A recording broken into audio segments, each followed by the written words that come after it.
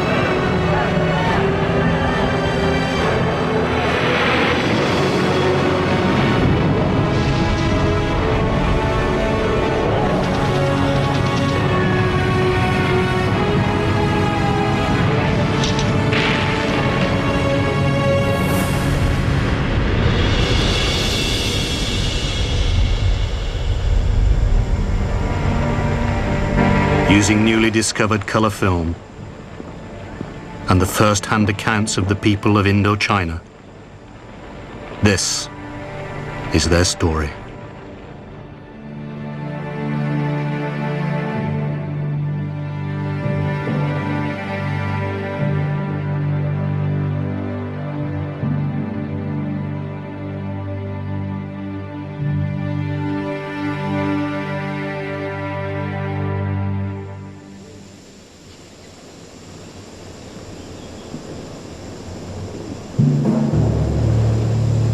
The Democratic Republic of Vietnam, autumn 1959.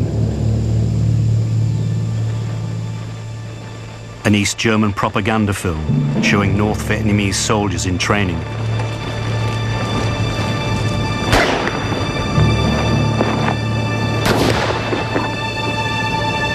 The leader of the North's armed forces, General Giap, is building a revolutionary army.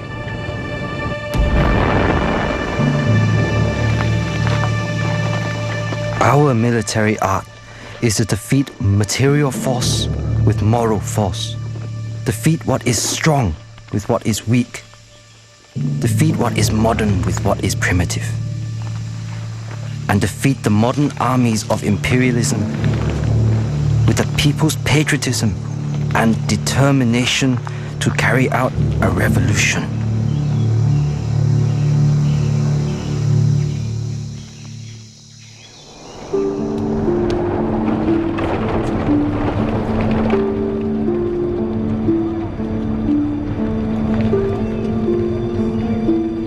Chu-Lan, the Chinese district of Saigon, the Republic of Vietnam, 1962. Ngo Dinh Diem, President of the Republic, has imposed his will on the South. The criminal gangs that ran Chu-Lan have been eliminated, and religious opposition, especially from the Buddhists, has been suppressed. But the harshness of Diem's regime and escalating attacks from opponents in the countryside is making him increasingly unpopular. Resistance in the rural areas is supported by the communist government in the north. They form themselves into the People's Liberation Armed Forces, which become known in Vietnamese as Viet Nam Cong San, Vietnamese Communist, abbreviated to Viet Cong.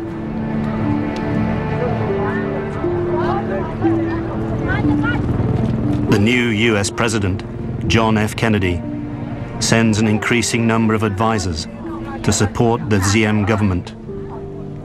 Special Forces soldiers who helped train the ARVN in counterinsurgency. Nguyen Hu Tien, a veteran of the victory against the French at Dien Bien Phu. During the French War, we had very little, never enough weapons.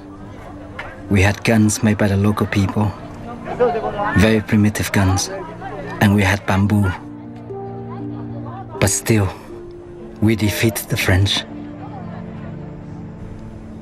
In that fight, we blew the buffalo horn, a terrible sound. Traditionally in Vietnam, when bandits came, we blew the buffalo horn. We used it at Dien Bien Phu. We blew the horn and the French rang up the white flag of surrender.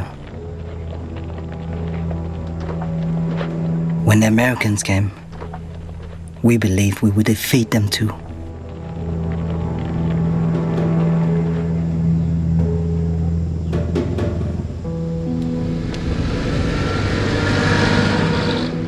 Saigon, March 1965. Full-scale war grips the nation. 3,500 US Marines land at China Beach to defend the airbase at Da Nang. They join 23,000 military advisors already in the country.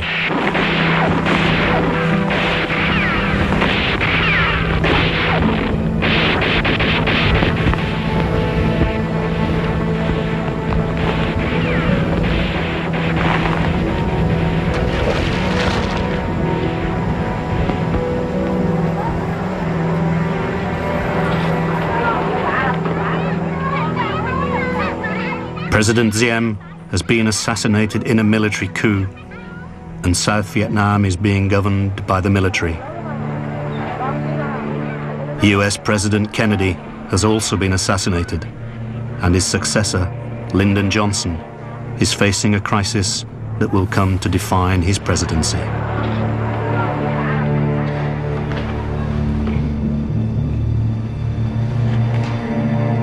The Viet Cong have attacked US bases. The bombing of North Vietnam has begun, and there has been rioting in Saigon.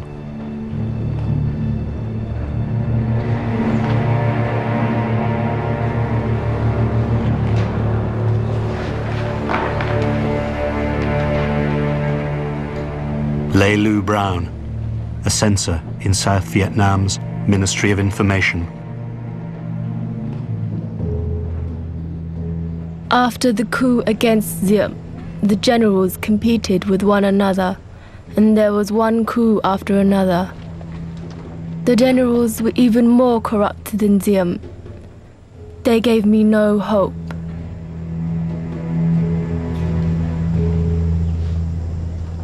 I was also skeptical about the American build-up. If the French, who colonized our country for over a century, could not win our support, how could the Americans, with their different language and culture, defeat the communists?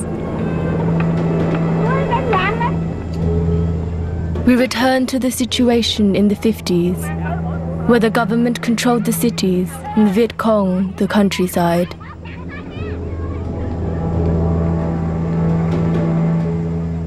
Even in Saigon, corruption and police harassment made people distrust the government and sympathize with the Viet Cong.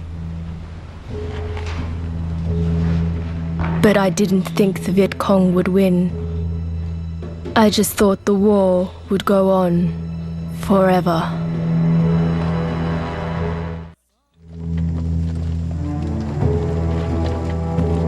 The viciousness of the fighting escalates. Ngo Vinh Long travels throughout the South making maps for the government.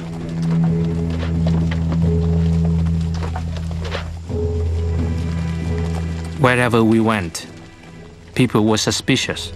Some of them said, if they are making maps, they are preparing for war. I said, maybe.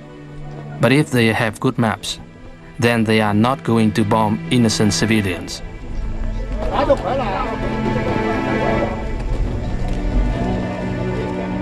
The government held many executions. They make no bones about it, and even advertised it. They cut off the heads of people they thought were communists.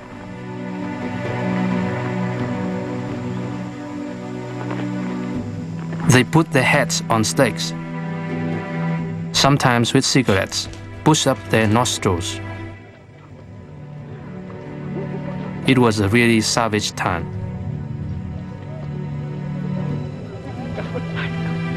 Like something from the Middle Ages.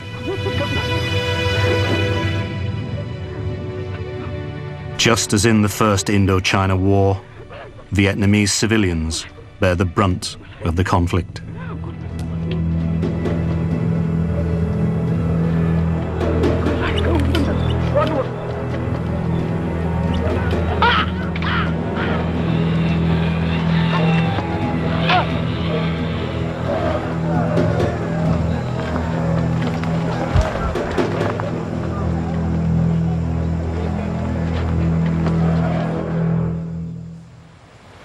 A platoon leader in a scout company, 51st Regiment, the South Vietnamese Army, Phan Xuan Sinh. I was flying over an area occupied by the Viet Cong. I saw a small house. I asked the American pilot to land a helicopter and find an old man and a woman living there. I explained that it was too dangerous to live there and that they had to move. We packed their belongings to move them to a refugee camp. Before taking off, we burned down their house to make sure they wouldn't come back. A few weeks later, I was amazed to see a new small house in the very same spot. Again, we flew down and found the same old couple living there. I said, "Uncle, I told you before, this place was too dangerous to live in. Why on earth would you come back?" He said, "All my ancestors are buried here. This is our land. We are not going to leave."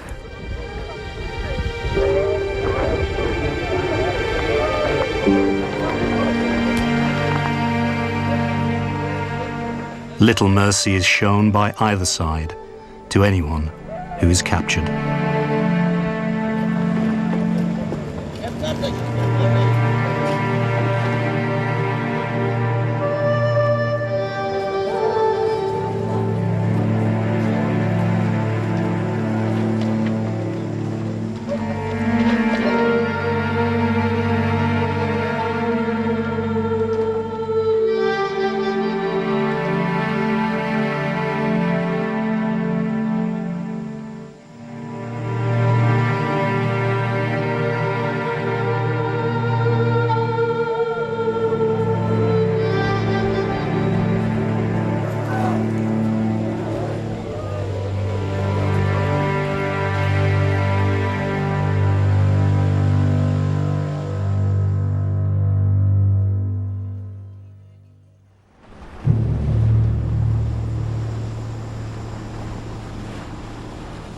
Soldiers from countries allied to the US anti-communist crusade also sent troops to South Vietnam.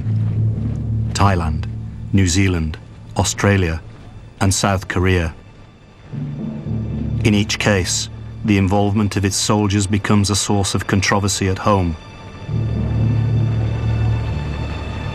The Vietnamese are particularly fearful of the Korean soldiers. Le Van Ghi, Dien Dung village.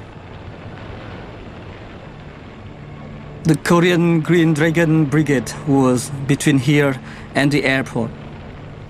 I was in command of the Viet Cong. My wife was arrested many times, beaten, tortured, and spent 6 years in prison.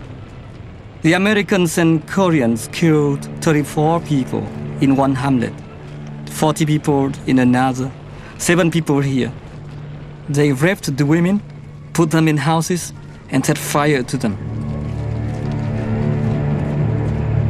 Ngo Ti Dao, a villager from Ti Tang, 7 miles from Hue. The Americans controlled the village in the day. At night, the liberation forces were in control. I lost one eye in the fighting and also my left arm. The Americans and Korean soldiers, and sometimes the South Vietnamese, raped the women, then cut their breasts off and killed them. Huyn Duc Ai, Zen Nok village. In Cam Ha, when the Americans first came, all the Vietnamese were labeled Viet Cong.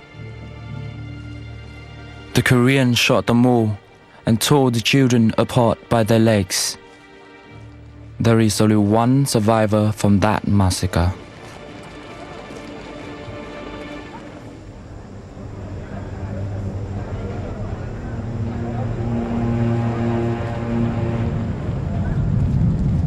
March 29th, 1965, Saigon.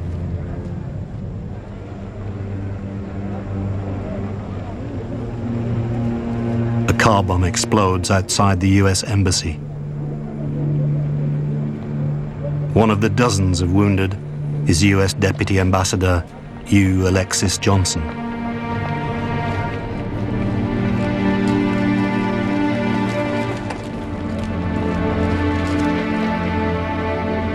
Many are killed. Among the dead, 2 Americans.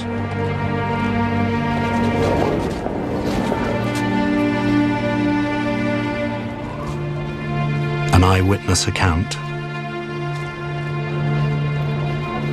I was just a few yards away. Luckily, I wasn't hit by anything. It was a terrible sight. Bodies everywhere. Now we know what it's like in the war zones.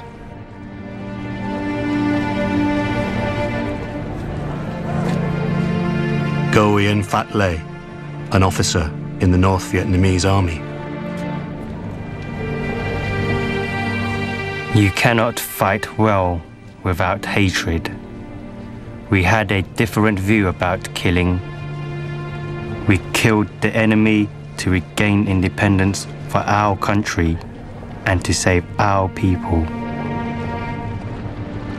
We did not feel guilty. Therefore, we had no nightmares. Not like the Americans.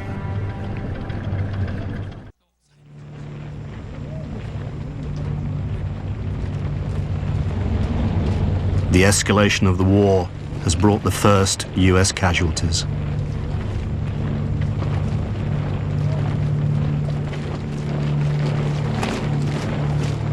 They are the first of many.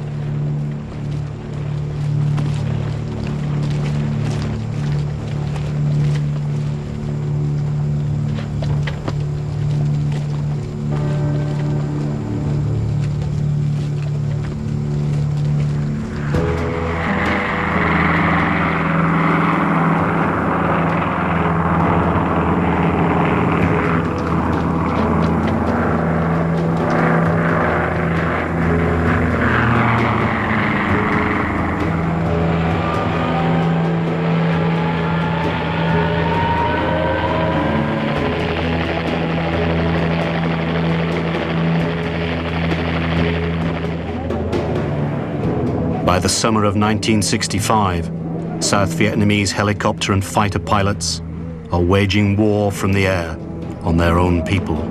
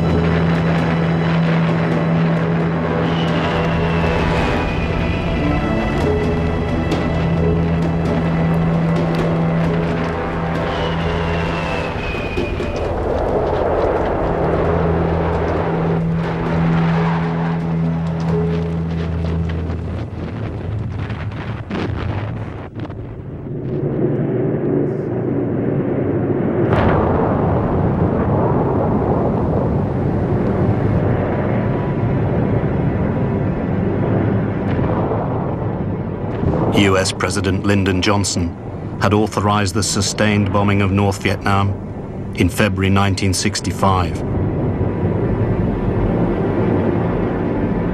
Operation Rolling Thunder.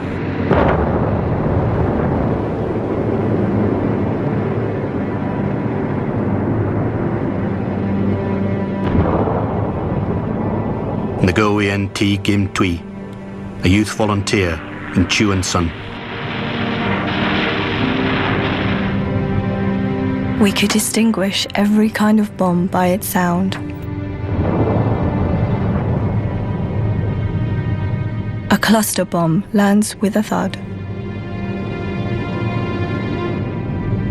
That's because it's a mother bomb.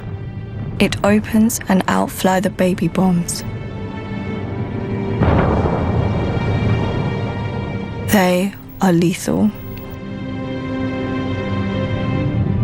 One day, my commander asked me to go and check on a group of girls nearby.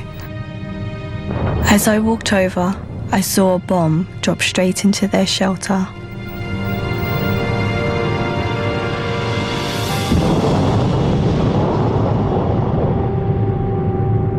Everyone stopped working and rushed over, screaming and crying.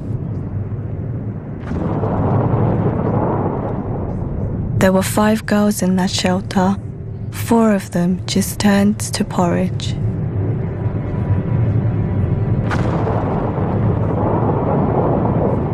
Only one was recognizable.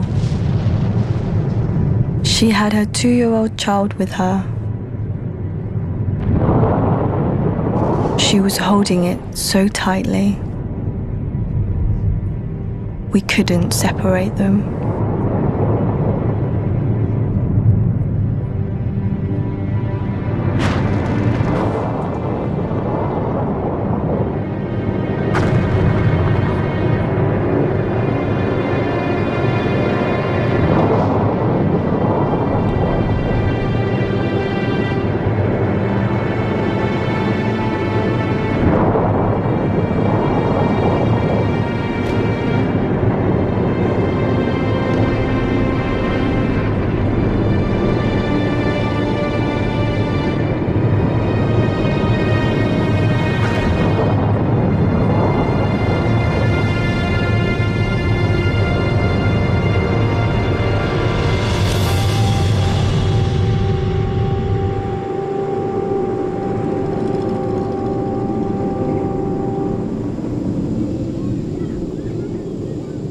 By August 1965, the death and destruction being inflicted on the North is mounting. Me, a 15-year-old girl, on the banks of the Red River, near Hanoi. Our capital has suffered more than 200 bombing raids. Attacks come every day. Nobody knows when the next will be. But everyone is ready to defend our city. Mother of 2 and chairman of her local party near Hanoi, Li Pham.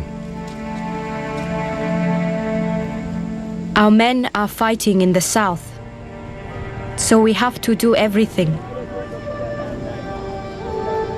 Many have lost their lives in the bombings. Some are fighting with the men in the south. They are a long way from home, so we don't mind the sacrifice.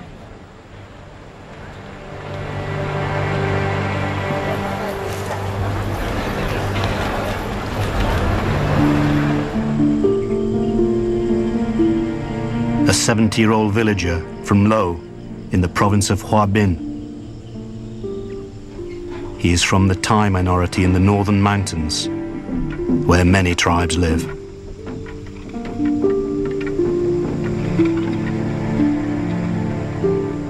I grew up in the feudal system. We were slaves and so poor. I still wonder today why we didn't die of hunger. The lord of the manor was carried to meetings on the backs of men to confirm his status. In the wars against the French, our village was razed to the ground with napalm. The French had done nothing for us, no schools or hospitals, just brothels and prisons.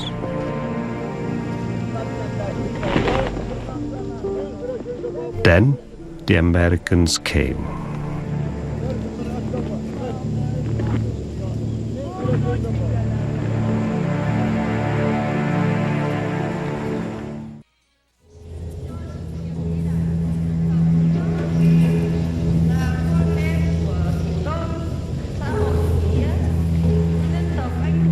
Autumn 1968, Hanoi.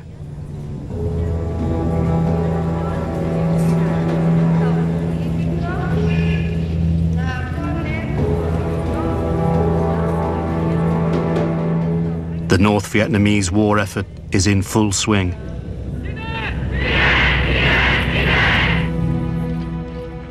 Despite widespread devastation and tens of thousands of deaths from US bombing, mass production has been moved out of the towns and cities, often located underground. Traditional production in the countryside still flourishes.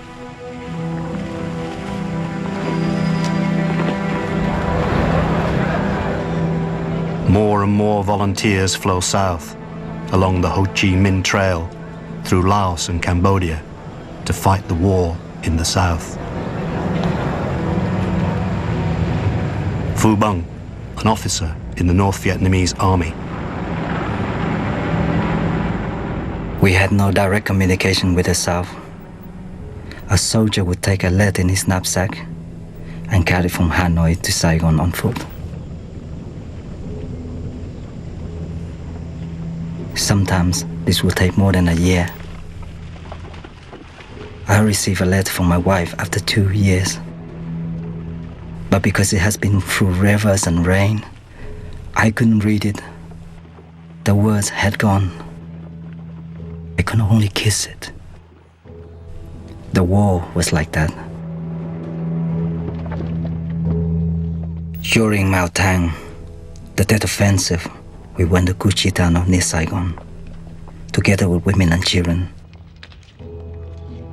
I will never forget the children who were bombed in the shelter and the cries of those we couldn't find.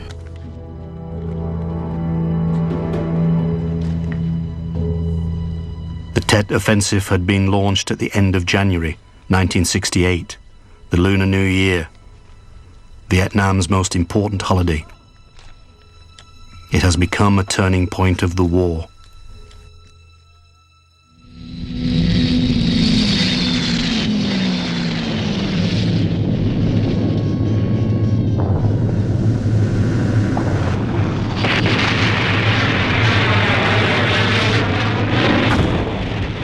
Losses on both sides have escalated. 40,000 South Vietnamese dead. 180,000 from the north, and nearly 14,000 Americans. There are now over 500,000 Americans in Vietnam.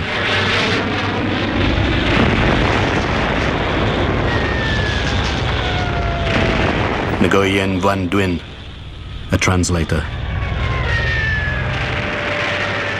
The Viet Cong arrive on foot with a gun, some bullets and a shovel, a little rice, dried food, and a canteen of water. The Americans have water for showers brought in by helicopter. When we saw that, we knew they could never win the war. We knew we would win. We just didn't know when. Our grandfathers and fathers had defeated the French, and they had nothing. The Vietnamese fight well.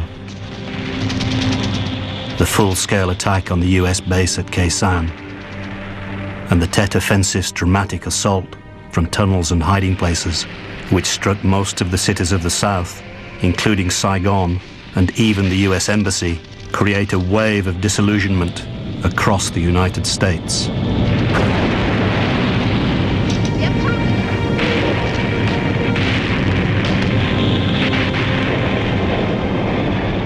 Although the Viet Cong and North Vietnamese regulars suffer huge losses during the battles, and in the US retaliations that follow, the war is rapidly becoming unsustainable in the minds of more and more Americans.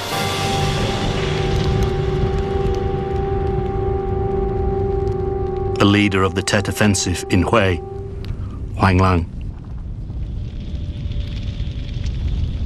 They burned houses, they stole, they beat people and killed them. They tortured women with electricity. They did many, many terrible things. But they didn't all want war in Vietnam. There were American soldiers who resisted and agreed with the anti-war demonstrations in their homeland. They didn't want to stay in Vietnam, and they didn't want to die in Vietnam. They wanted to go home.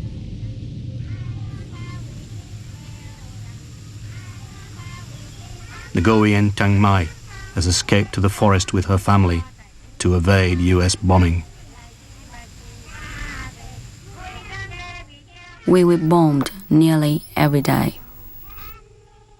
There were so many planes. Our house was underground. When we heard the planes, we went down into the tunnels. School was held in the tunnels. Babies were born there. How could we live inside a tunnel for so long?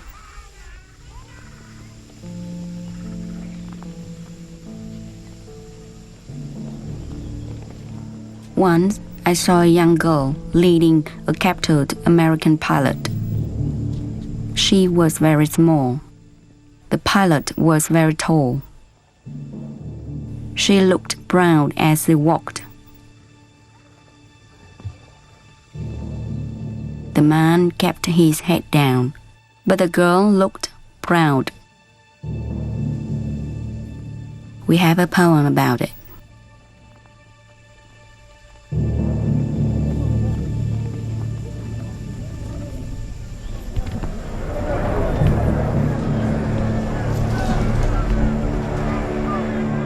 People would come to beat them, but the army wouldn't allow it.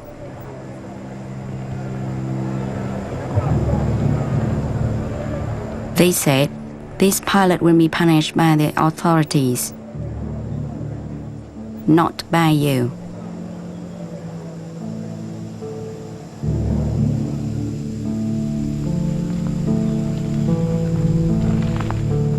The punishment is severe. Solitary confinement, starvation diet, forced confessions, torture. Many will not survive captivity. A nurse in a hospital northwest of Hanoi, Huyen Phuong Dong. In those days, everybody hated the Americans. There were a lot of civilian casualties, so naturally, we were full of anger. But Uncle Ho taught us to make a clear distinction between peace-loving Americans and warmongers.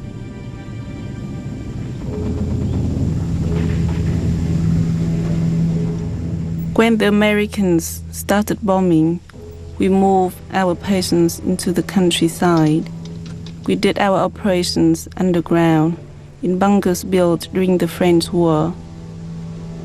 We had to carry on, even in the midst of bombing strikes, and had orders not to abandon our patients. They were not to die alone.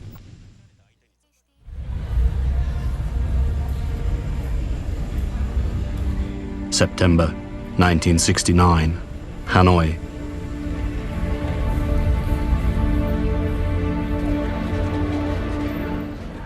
A grief-stricken nation mourns the death of its leader, Uncle Ho.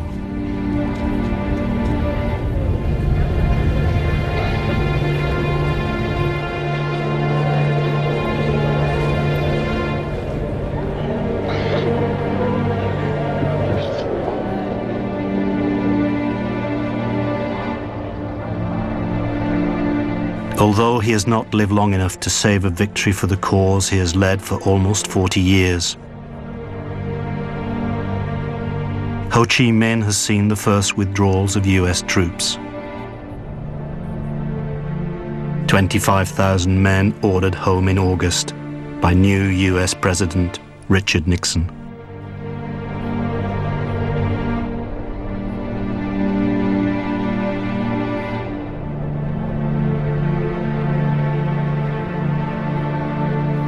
In his will, Ho Chi Minh issues one last rallying cry. The war of resistance may drag on. Our people may have to face new sacrifices of life and property. Whatever happens, we must remain firm in our resolve to fight the US aggressors until total victory.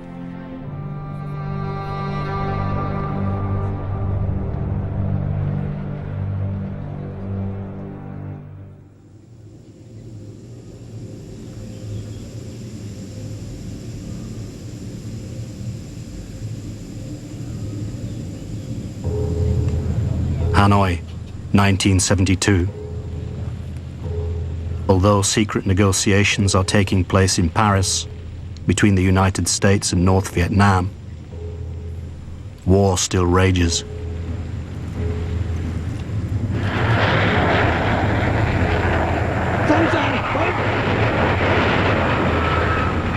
Cambodia and Laos are now heavily embroiled in the conflict.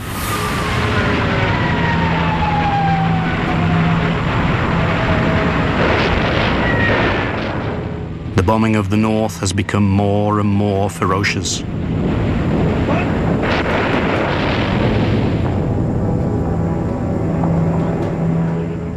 December 1972.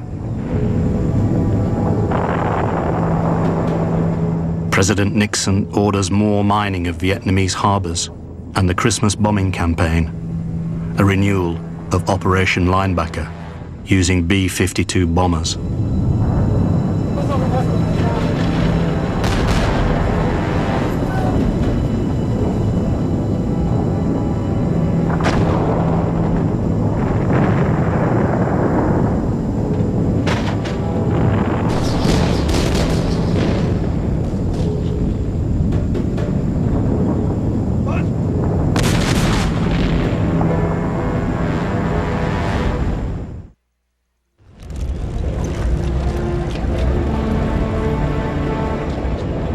Both sides come to accept that the price they are paying to prolong the war is too much to bear.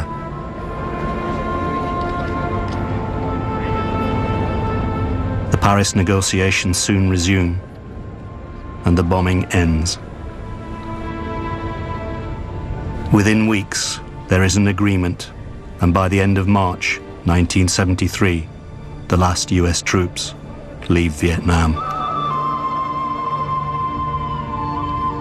There is a ceasefire in Laos, and US bombing of Cambodia comes to an end in August.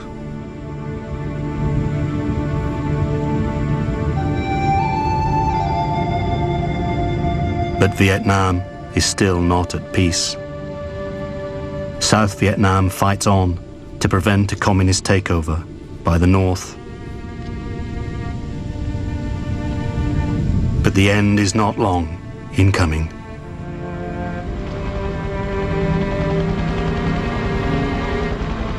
The outskirts of Saigon, April 30th, 1975. The city falls to the army of North Vietnam. 40 years of conflict are over.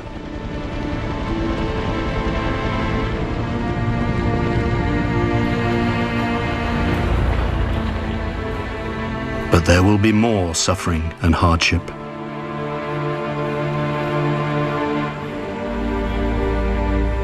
A million people will leave Vietnam to escape the regime.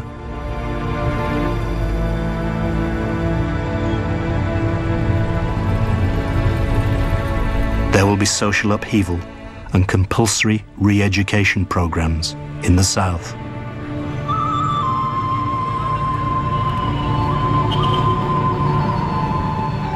There will be harsh reprisals against the Hmong people in Laos, and Cambodia will live through 5 years of genocide under Pol Pot.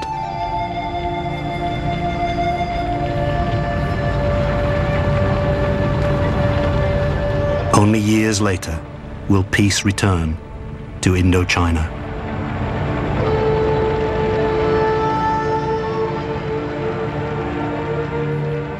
Nguyen Van Duyn in modern-day Saigon.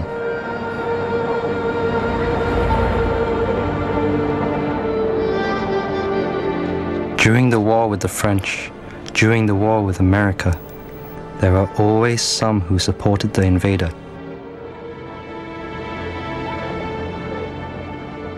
Many left, but many more stayed. We forgive them. We have hardship here. We have a difficult life. But this is our land. The Americans occupied this country, destroyed it, committed horrors here. But we try to shake hands today.